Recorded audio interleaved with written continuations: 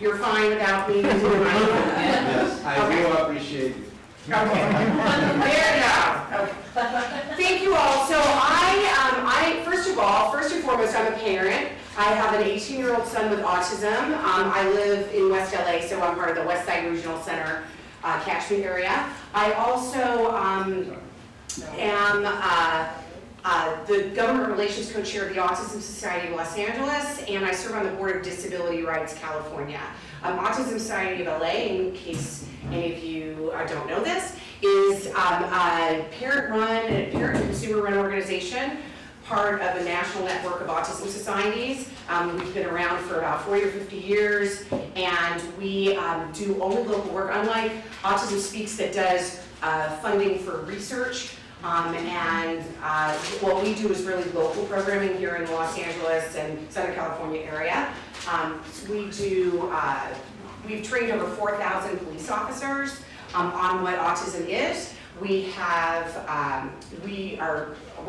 The biggest things we do is public policy work. We have several people who go on a regular basis, including myself, to Sacramento, because that's where all of your children's services are funded from. And I wanted to tell you a little bit about Disability Rights California. These are the two organizations that sponsor the self-determination law that you're going to hear a lot about. Disability Rights California is the largest disability rights legal organization in the country, we think actually in the world. And it has over 200 lawyers who are throughout the state. We're in all 21 regional centers. Called the Office of Clients' Rights Advocates. Some of you may have used them for advice on occasion. We also represent students, elderly, people with all disabilities, mental health disabilities, physical disabilities, and we do class action lawsuits and a lot of advocacy in Sacramento. So I just wanted to get a sense of who I have here in the room, just kind of the geographic area. So I know for sure we have an Inland Regional Center. Is there anyone else from Inland Regional Center here?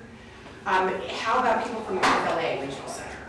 And I know some of you, how many of you have children who are not Regional Center clients? Okay. So some of what I'm going to say today, I'm going to say all of what I'm going to say today. No, I was raising my hand Okay. Mine's in San Diego. So you're, okay, San Diego, okay. So we have a lot in North LA, we have East LA, we have Lanterman, okay. And do we have West Side? Okay. And Harbor, okay. Did I miss any? Okay. So what I'm going to be talking to you about today is really that if you could look into the future in 5 to 10 years, the developmental disability system in the state of California and throughout the country is going to look dramatically different. And nobody has told you yet.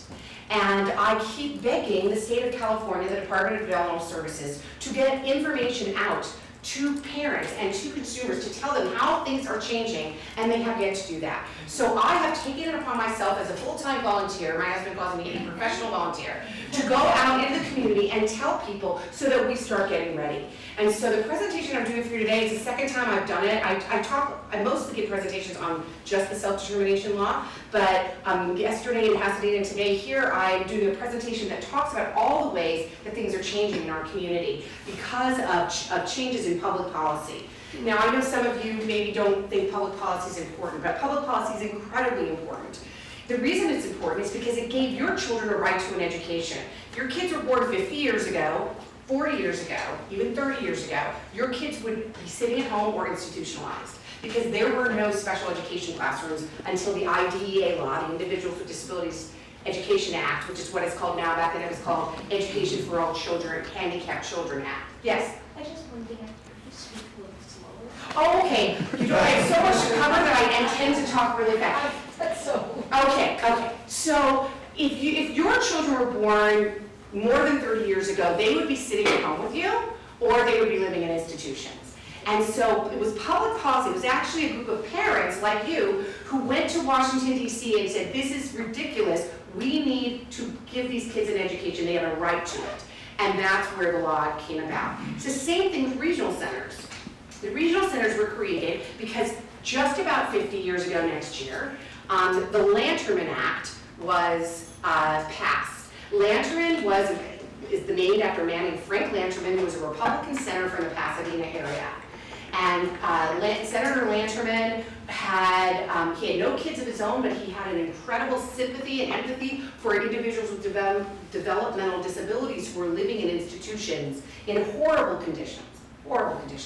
And so he went and investigated and took tours of these, what they called state hospitals during that time, and saw how people were just sitting in hallways, in their urine, not being changed, no activities, rocking back and forth. And he said, this has got to stop. And he said, how can I help you? And the parents said, give us funding so that we can build supports in the community.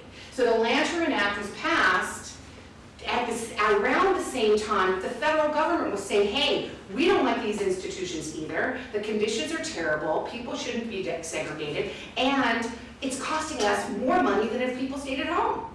So the federal government said, we're going to give you money to start closing down your institutions. And and then our state of California was the only state that passed such an incredible law like the Lanterman Act, which provides an entitlement to services from birth until death. There was no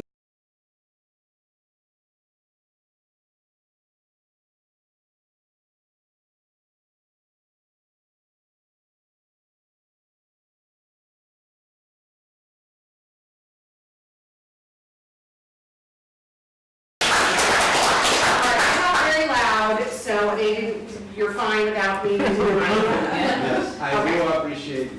Okay. There you go. Okay. Thank you all. So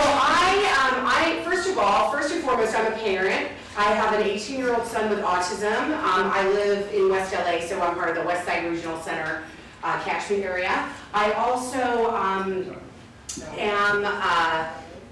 the Government Relations Co-Chair of the Autism Society of Los Angeles, and I serve on the Board of Disability Rights California. Autism Society of LA, in case any of you don't know this, is a parent consumer-run organization, part of a national network of autism societies. We've been around for about 40 or 50 years, and we do only local work, unlike Autism Speaks that does funding for research. What we do is really local programming here in the Los Angeles and Southern California area. We've trained over 4,000 police officers on what autism is. The biggest things we do is public policy work. We have several people who go on a regular basis, including myself, to Sacramento, because that's where all of your children's services are funded from. And I wanted to tell you a little bit about Disability Rights California. These are the two organizations that sponsored the self-determination law that you're going to hear a lot about. Disability Rights California is the largest disability rights legal organization in the country, we think actually in the world. And it has over 200 lawyers who are throughout the state. We're in all 21 regional centers. Called the Office of Clients' Rights Advocates. Some of you may have used them for advice on occasion. We also represent students, elderly, people with all disabilities, mental health disabilities, physical disabilities, and we do class action lawsuits and a lot of advocacy in Sacramento. So I just wanted to get a sense of who I have here in the room, just kind of the geographic area. So I know for sure we have an Inland Regional Center. Is there anyone else from Inland Regional Center here? How about people from North LA Regional Center? And I know some of you, how many of you have children who are not Regional Center clients? Okay. So some of what I'm going to say today, I'm going to say all of what I'm going to say today. No, I was raising my hand to, okay. Mine's in San Diego. So you're, okay, San Diego, okay. So we have a lot in North LA. Do we have East LA? East LA, we have Lanterman, okay. And do we have West Side? West Side, okay. And Harbor, okay. Did I miss any? Okay. So what I'm going to be talking to you about today is really that if you could look into the future in 5 to 10 years, the developmental disability system in the state of California and throughout the country is going to look dramatically different. And nobody has told you yet. And I keep begging the state of California, the Department of Developmental Services, to get information out to parents and to consumers to tell them how things are changing, and they have yet to do that. So I have taken it upon myself as a full-time volunteer, my husband calls me a professional volunteer, to go out into the community and tell people so that we start getting ready. And so the presentation I'm doing for you today is the second time I've done it. I mostly give presentations on just the self-determination law, but yesterday in Pasadena and today here, I'm doing a presentation that talks about all the ways that things are changing in our community because of changes in public policy. Now, I know some of you maybe don't think public policy is important, but public policy is incredibly important. The reason it's important is because it gave your children a right to an education. If your kids were born 50 years ago, 40 years ago, even 30 years ago, your kids would be sitting at home or institutionalized because there were no special education classrooms until the IDEA law, the Individuals with Disabilities Education Act, which is what it's called now. Back then it was called Education for All Children, Handicapped Children Act. Yes? I just one thing, you speak a little slower. Oh, okay. You know, I have so much to cover that I intend to talk really fast. That's so. Okay. So if your children were born more than 30 years ago, they would be sitting at home with you, or they would be living in institutions. And so it was public policy. It was actually a group of parents like you who went to Washington, D.C. and said, this is ridiculous. We need to give these kids an education. They have a right to it. And that's where the law came about. It's the same thing with regional centers. The regional centers were created because just about 50 years ago next year, the Lanterman Act was passed. Lanterman is named after a man named Frank Lanterman, who was a Republican senator from the Pasadena area. And Senator Lanterman he had no kids of his own, but he had an incredible sympathy and empathy for individuals with developmental disabilities who were living in institutions in horrible conditions. And so he went and investigated and took tours of these, what they called state hospitals during that time, and saw how people were just sitting in hallways in their urine, not being changed, no activities, rocking back and forth. And he said, this has got to stop. And he said, how can I help you? And the parents said, give us funding so that we can build supports in the community. So the Lanterman Act was passed around the same time the federal government was saying, hey, we don't like these institutions either. The conditions are terrible. People shouldn't be segregated. And it's costing us more money than if people stayed at home. So the federal government said, we're going to give you money to start closing down your institutions. And then our state of California was the only state that passed such an incredible law like the Lanterman Act, which provides an entitlement to services from birth until death. There is no other state that has that entitlement, meaning you can walk into a regional center and if your child has epilepsy, Down syndrome, intellectual disability, cerebral palsy, or autism, or a disability that is like any of those, you have a right to services from birth to death. So that is why, so I'm here to talk to you about public policy, which is not something that you necessarily think about, but it is incredibly important, and public policy is about to change over the next 3 years, and you all need to know that. So, if I could get this up on the board. So I'm going to be talking to you very specifically about two new laws, a new law and a new regulation. So the first is the self-determination law, which was passed in the state of California in 2013, and the new federal inclusion rules, which require all of the individuals that this federal government funds to live, work, play in fully integrated settings. So you can't be in settings that are exclusively for people with disabilities. So I'm going to go through all that with you today. Okay, first I just want you to see how public policy is made. So these are the individuals that got the self-determination law passed. When we first conceived the self-determination program, we were laughed at by paid lobbyists in Sacramento who represent the various constituencies that do not support self-determination. And because it was just a group of parents, it's people like you who can make it happen. So on your very left is a man named Harvey Lapin, and this is his wife, Connie Lapin. Do any of you, have you ever heard them speak? Any of you met them? They have a 47-year-old son with autism. They live here in the Valley, and they were the ones who helped create the Lanterman Act and to create the IDEA law. And they also founded the Autism Society of Los Angeles. And it was really their inspiration to get this self-determination law passed. To his left, to Harvey's left is a guy named Mike Clark, who was executive director of Curry Regional Center, but he was retired, and he did this as a volunteer because he has a 30-year-old daughter with Down syndrome. And he knew that she wanted to have self-determination to be able to have a lot more freedom in the kinds of services she has. Then you see above Governor Brown's head is a woman named April Lopez, who has a younger daughter who was 9 at the time. She's from Orange County, and she has a daughter with both Down syndrome and autism. And she was our secret weapon because her husband is the head of the Orange County Sheriff's Association and knows every politician. And so we would stand outside a door and he would call a Senate office, and the next thing we knew, the senator would come out and we would talk to them. So we had a lot of little secret weapons here. To April's right, from your perspective, is a woman named Catherine Blake Orr, who's the executive director of Disability Rights California. She was our lawyer, so she was very important. And this is Evelyn Abu-Hassan, who has cerebral palsy and is also a lawyer and one of our help lobby for us. And this is the man who made it happen, also a Republican. His name is Senator Bill Emerson. He represented at the time Riverside County. He's no longer in the Senate. And that is his staff member, Teresa Trujillo. And it was very interesting that it was Republican. Oh, thank you.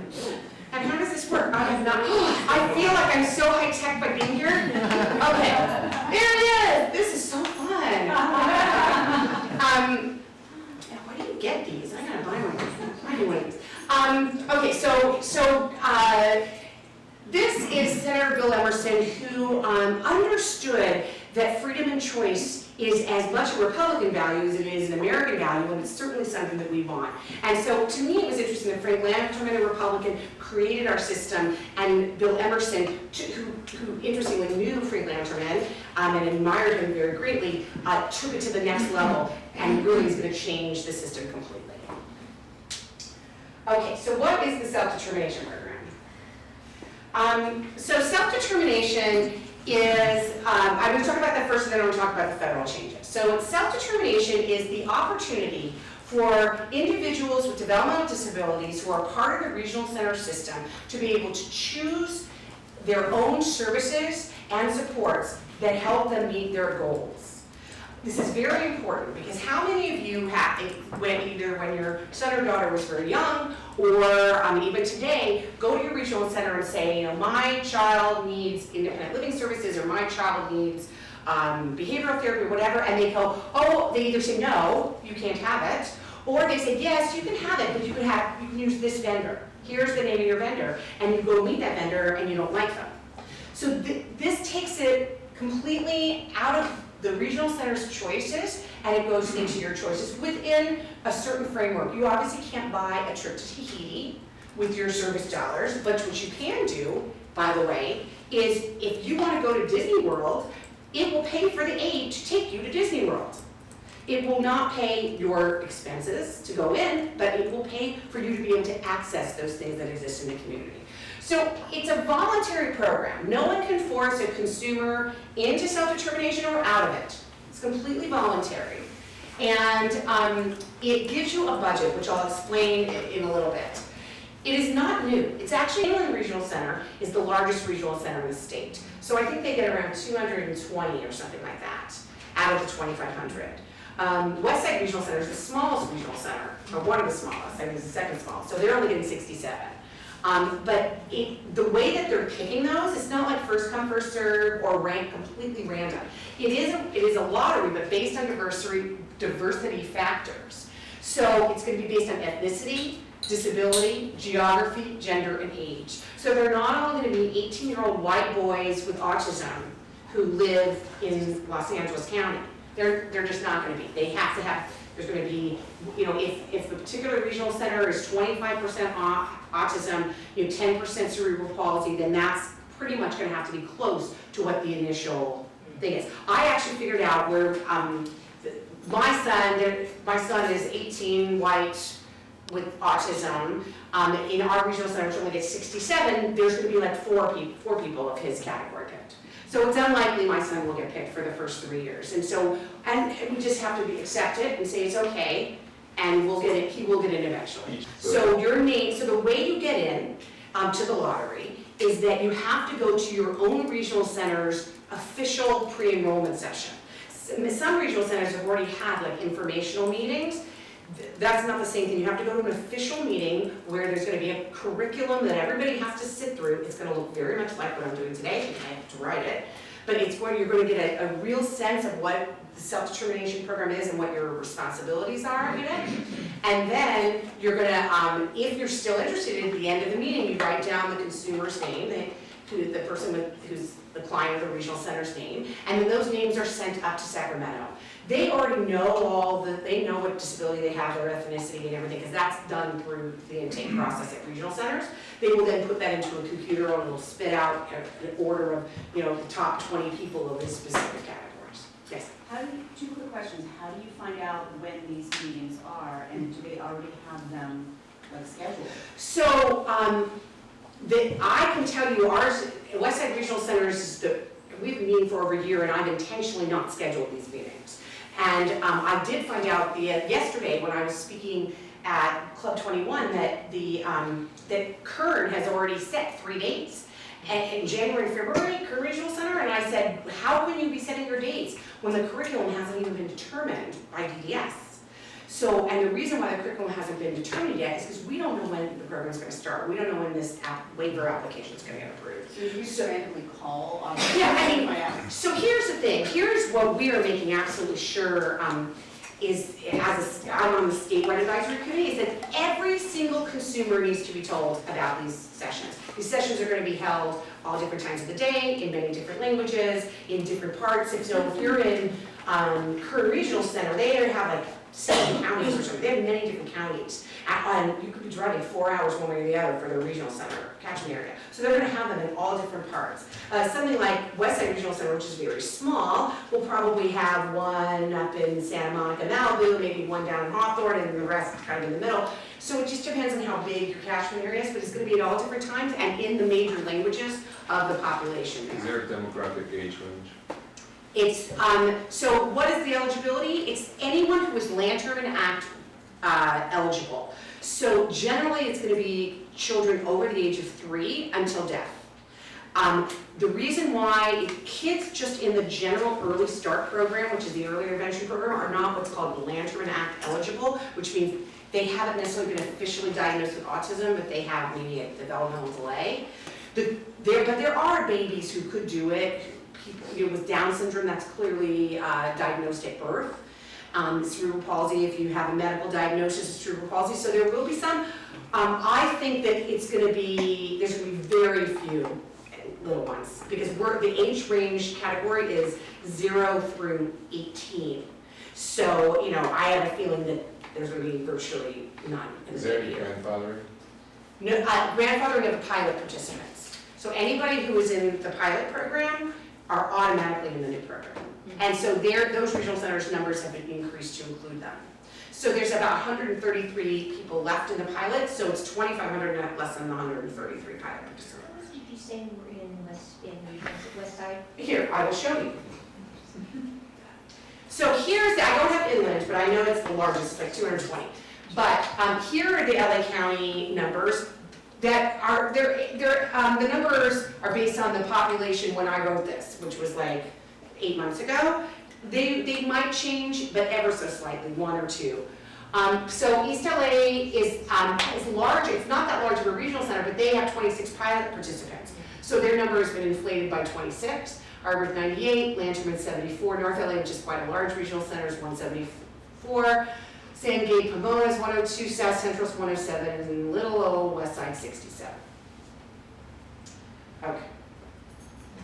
All right, so I'm going to talk to you now about what's something called person-centered planning, which is not only important for the self-determination program, but when I'm talking to you in a little while about these new federal rules for inclusion, person-centered planning is mandated in that too, and that's why I say that it's mandated by the federal government law.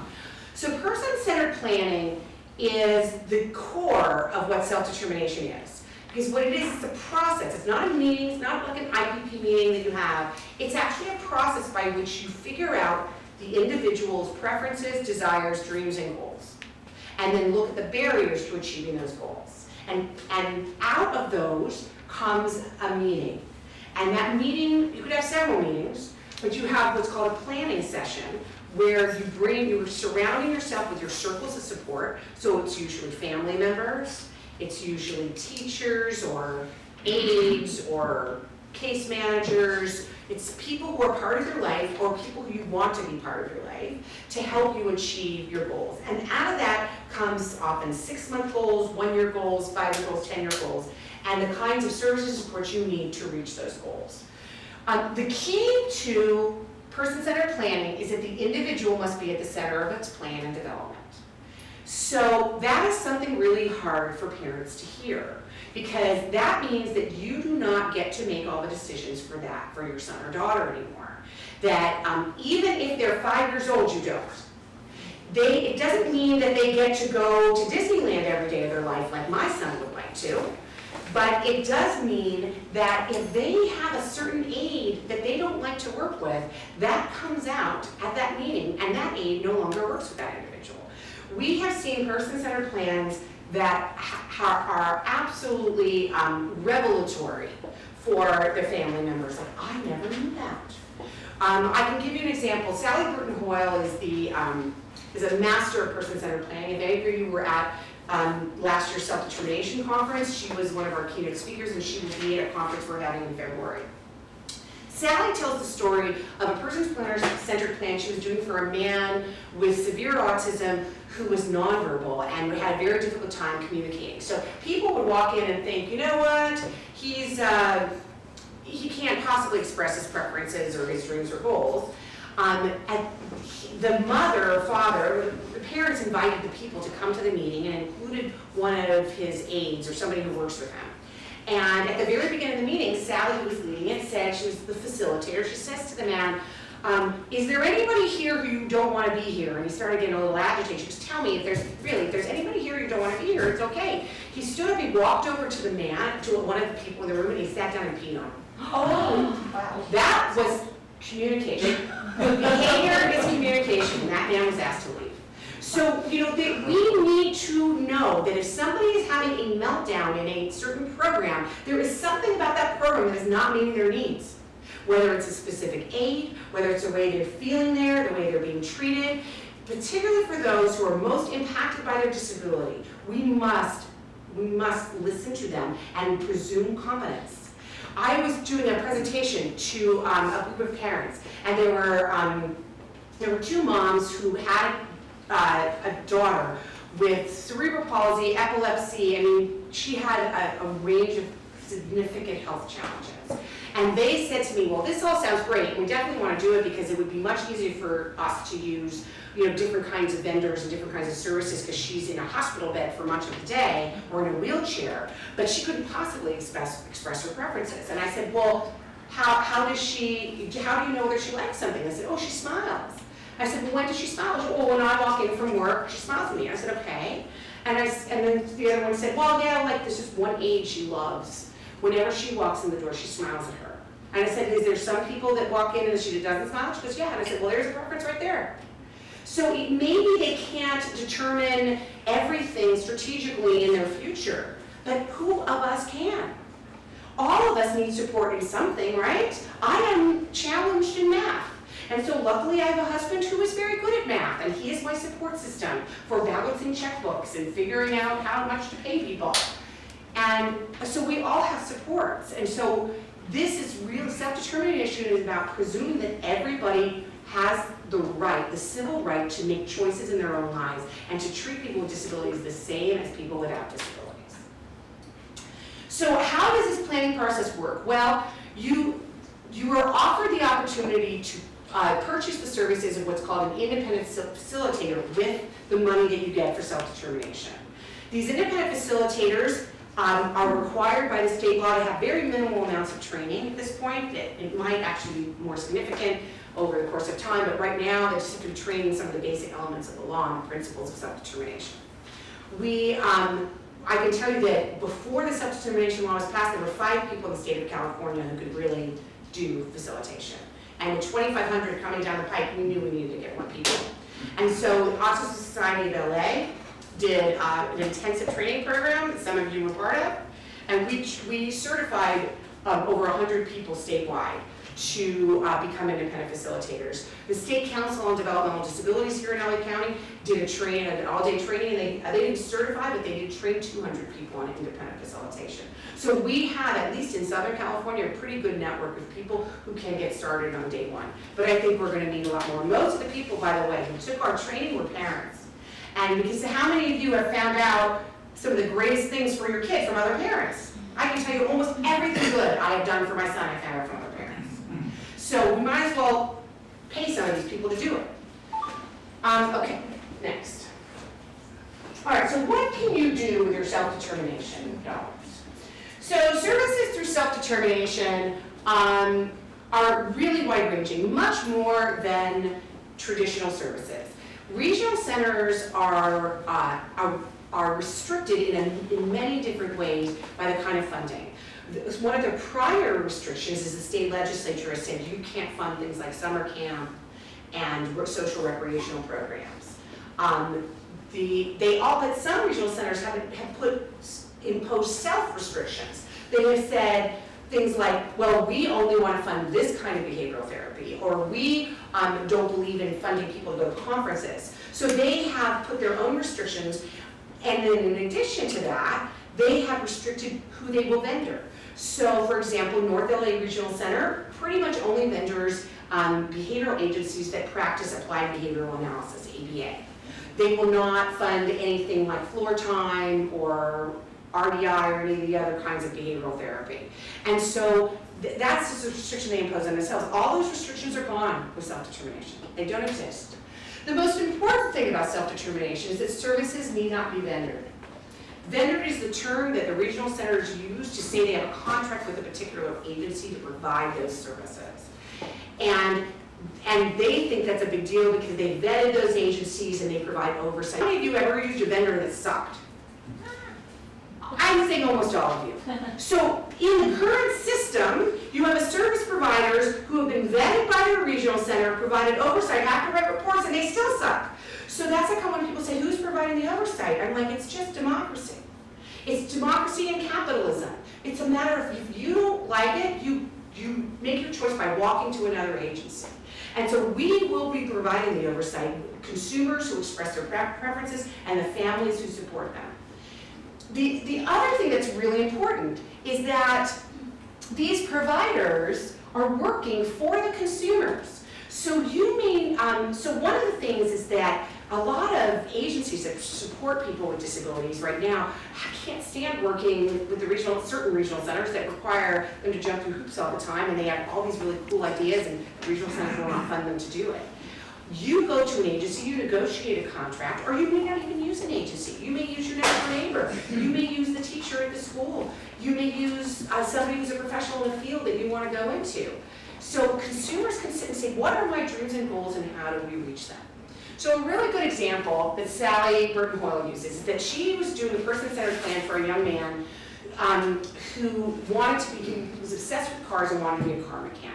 But he was pretty impacted by autism, and there was no way that he was going to be able to go to a traditional program, like the vocational program to learn how to fix cars.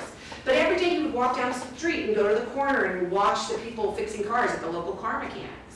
So during person-centered planning, there's a really important segment called pre-planning, where you're interviewing people and finding out what people want in advance of that big meeting.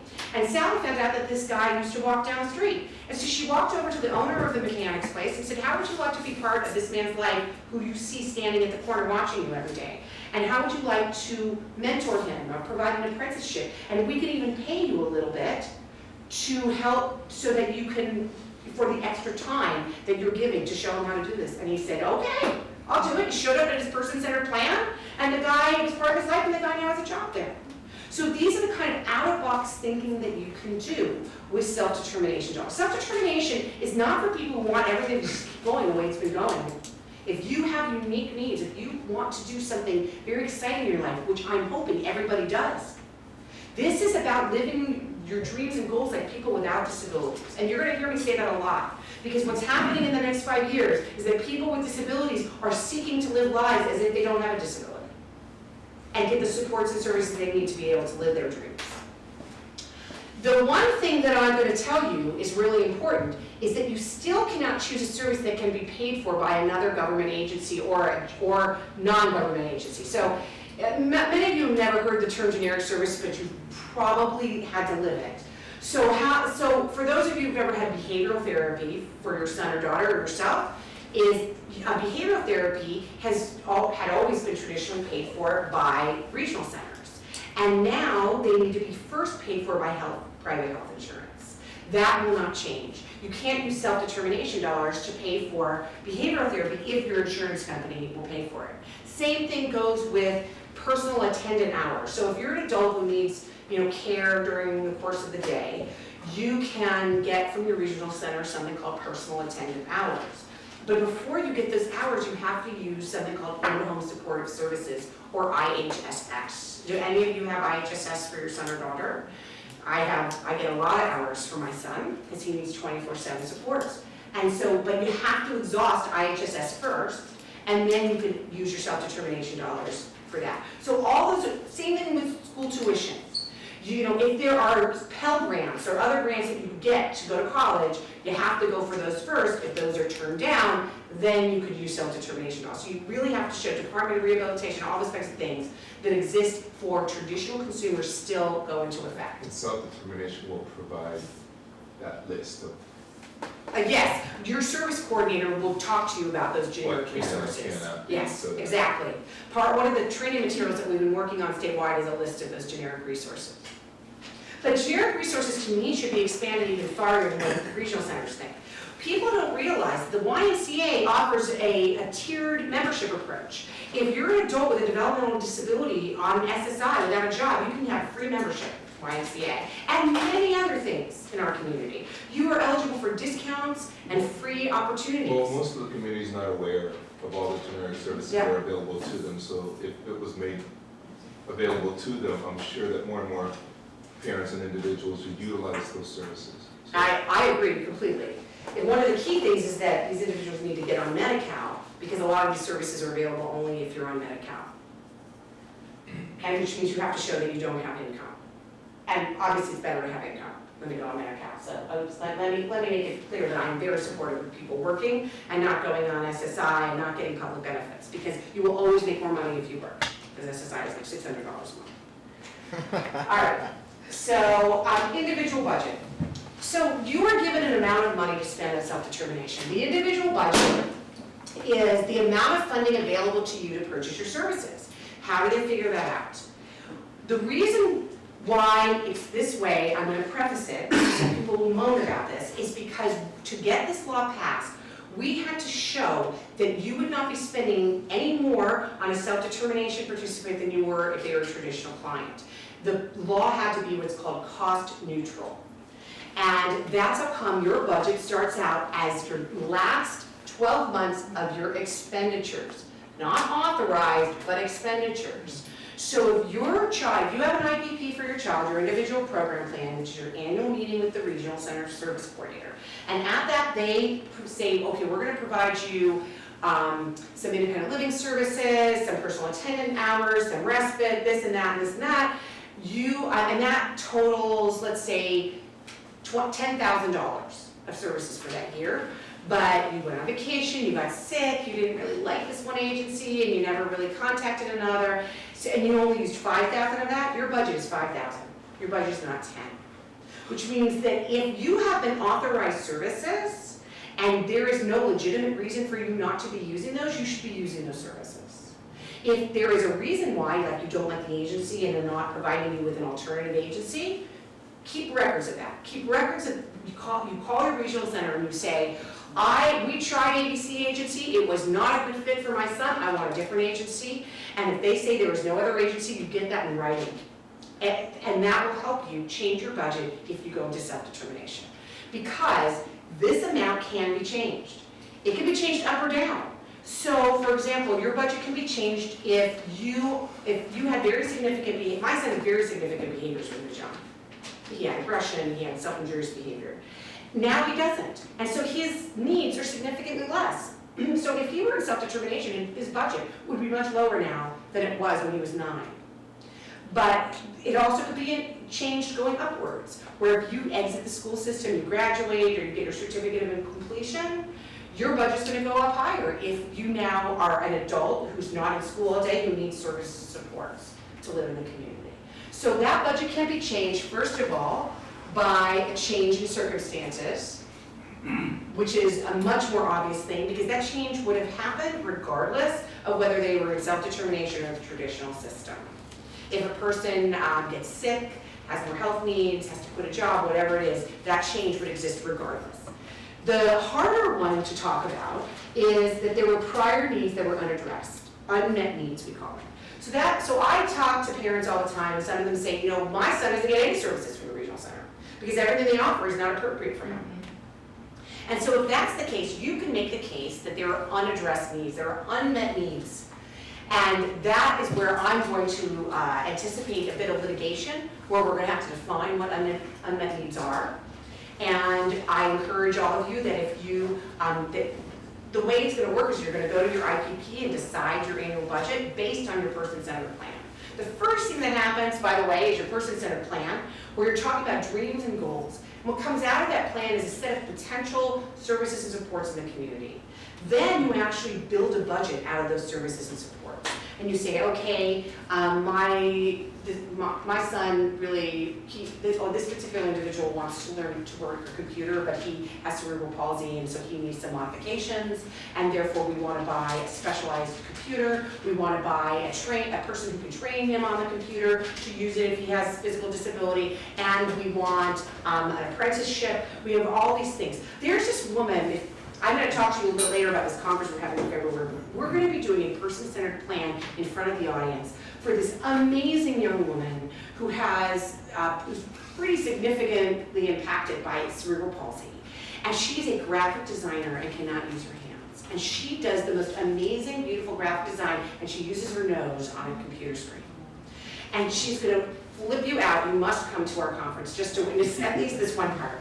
But this is the kind of person who is going to, her life is going to change because of self-determination. Because there is no way that current support, oh, and by the way, she doesn't even live in her own place. She lives in like a licensed care facility, kind of like an institution. And she wants to live on her own with the kinds of services and support she needs. And so these are the kind of people that self-determination is going to really, really help.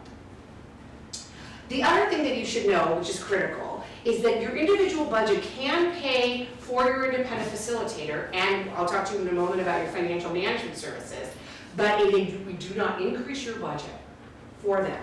And let me tell you why that's going to be okay, because people freak out about that. So let's say you spent in the last year $10,000, and so that's going to be your annual budget, but that of course didn't include a facilitator or a financial management services.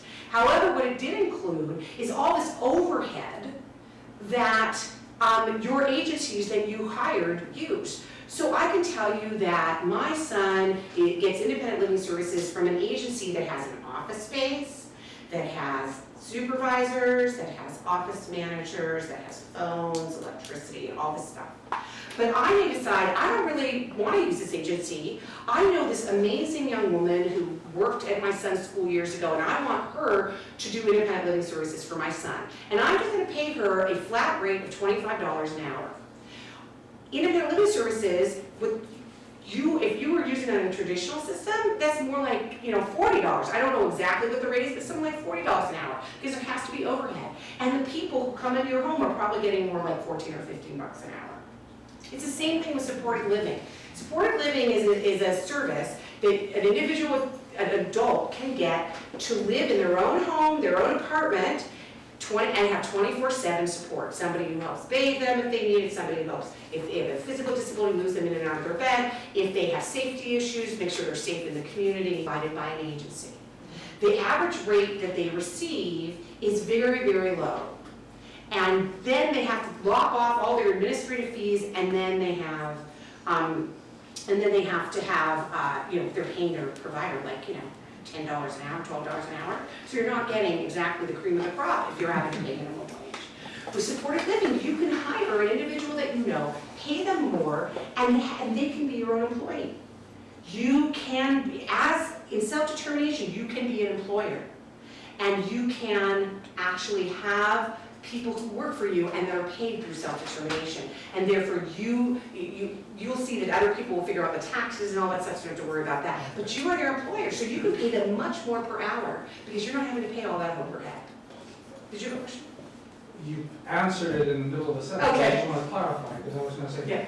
if they're your personal employee, or Yeah. are they paid through the organization? So it could be either way, it could be either way. And I don't talk about this, okay, you know what I'm gonna do is I'm gonna skip ahead and then I'm gonna come back to answer your question. Okay, cool. Okay, because, so it can go either way, and I don't, I don't get into it in detail on this presentation, because there's so much to cover. But you have two choices when you have people working for you. You can either be their employer, their actual employer, which means you have to figure out how to get liability insurance for them and workman's comp and all that stuff. Or you can use the fiscal management service, and they can be what's called a co-employer with you. And that co-employer means that they handle the liability, they all that, but you have to pay them to do that out of your budget. Right, We're not exactly sure how much that's gonna be. right. It's certainly gonna cost more because they're doing a lot of that hard work for you. But for somebody who owns a home, you should know that in your homeowner's insurance is liability insurance. And therefore, if a person is coming into your home and working for your son or daughter, you are already insured to be their employer. If any of you ever had a nanny or ever had even a full-time housekeeper, they're already insured. This is no different than somebody working for you. You are gonna have to do it legally, they're gonna have to be here legally in the country. They're gonna have to pass criminal background check and all this kind of stuff. So there are definitely safeguards, but you can save a whole lot of money by just being their employer. Because you are anyway. A co-employer, by the way, if you use the FMS as a co-employer, they are not actually the supervisor. They don't go in and make sure the person's doing their job. They just kind of handle they're like your office manager. But you have to pay them. We're not sure how much it's going to be. It could be anywhere from $50 to $100 a month out of your budget. So it could get kind of pricey if your budget's not big. I Yes? can tell you for the agency I use, which is a regional center vendor, if they get $15 an hour, and my staff sees $8.50 an hour. And I have to bump up to get them to a decent wage. It's huge. Not for supported living. No, for just respite. Yeah, so that's respite. So supported living's higher. Supported living, I don't know exactly what the rate is anymore, and since it's being recorded, I don't want to give you the wrong one, but it's in the 20s, and we're hoping that it'll go up in the future. But it definitely includes kind of the administrative fees that the supervisors need.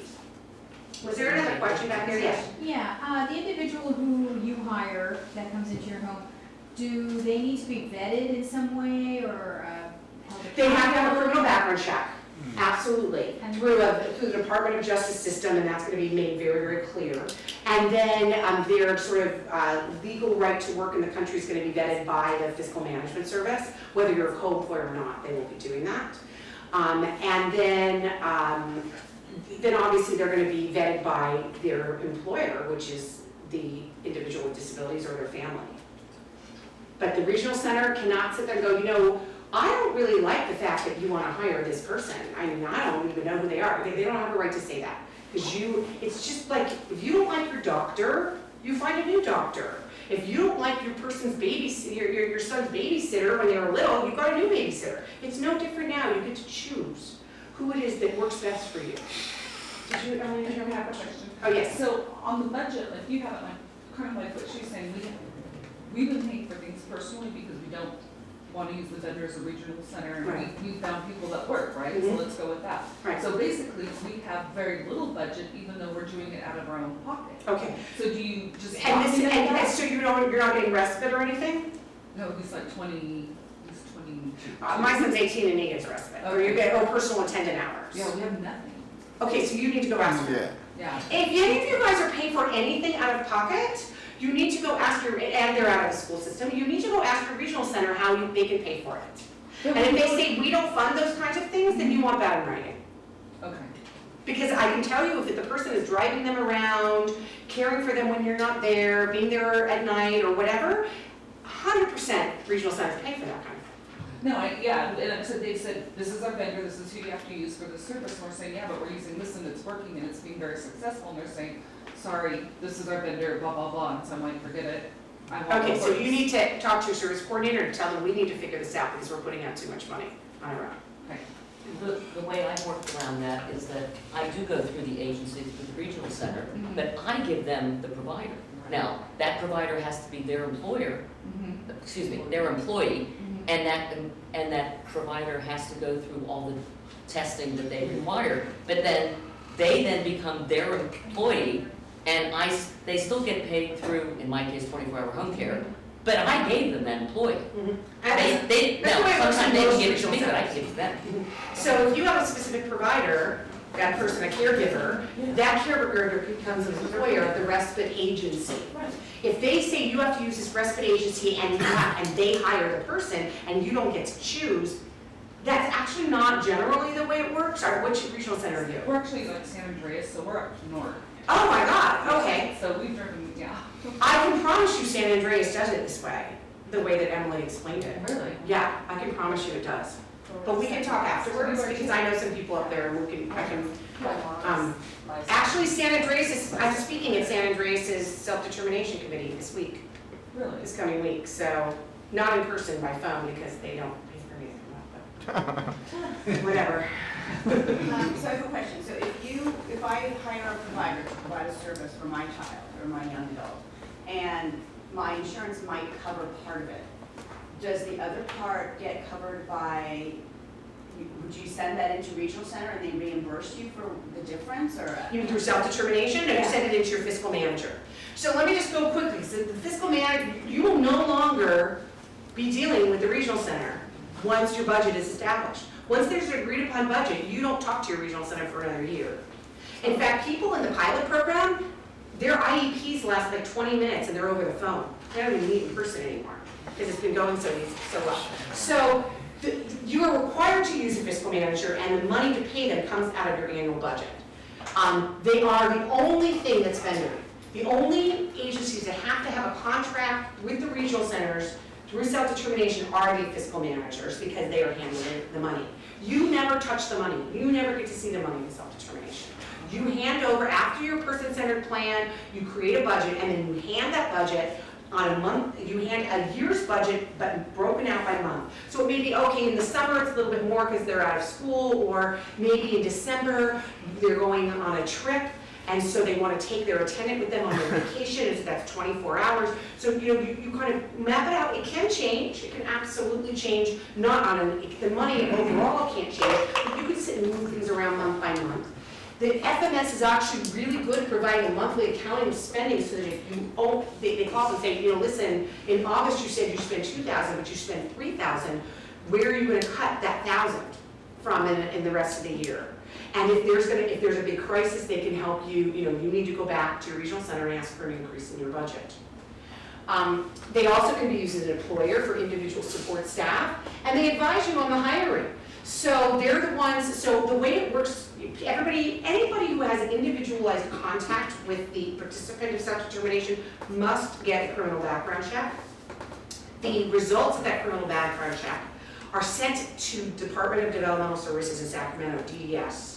Those results are never, the specific results are not seen by the consumer and their family or by the fiscal manager. The fiscal manager and the consumer just get this letter saying that everything is green light, it's fine, or there was a problem.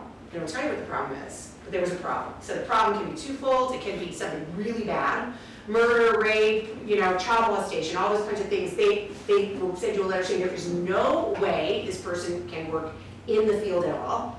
Or secondly, if it's a more minor offense, like, a DUI, which is going to be one of the more common ones, I think, that we'll see. A person driving under the influence, and it happened 15 years ago. They say it's not a disqualifying felony. However, you need to take that into consideration before hiring this person. You go to that person and say, you had a little ding on your criminal background check. They say, oh yeah, that was 15 years ago.